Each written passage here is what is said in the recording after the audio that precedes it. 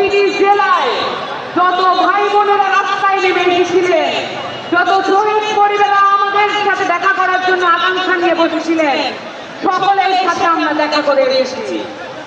এবং আমরা এও বলতে চাই, আমরা বাতাসের আধ্যাত্মিক মর্যাদা বুঝি।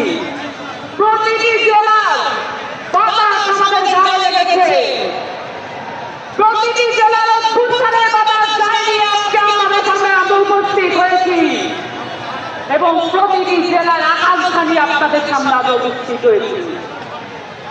এই আকাঙ্ক্ষার ভিত্তিতে এনসিপি গড়ে উঠছে এবং এই আকাঙ্ক্ষার ভিত্তিতে আমাদের ইশতেহার আপনাদের সামনে আজকে প্রেজেন্ট করা হবে।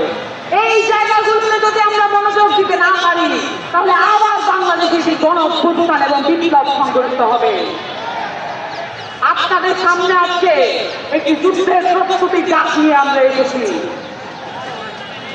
শিক্ষা এবং স্বাস্থ্য, সেই সাথে আমাদের সংস্কৃতিকে অবহেলা করার কোনো সুযোগ নাই।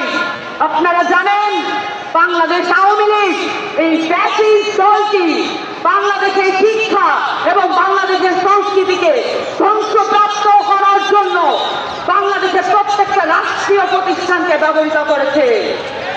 এই রাষ্ট্রীয় প্রতিষ্ঠানগুলোকে আপনাদের মুক্ত করতে হবে এবং সেই সাথে আপনাদের সামনে আজকে ঘোষণা দিতে চাই, বাংলাদেশের বাংলায় ইয়াসিন শেখ হাসিনার বিচার আমাদের সকলে মিলে আদায় করে থাকতে হবে। এই ইয়াসিন শেখ হাসিনা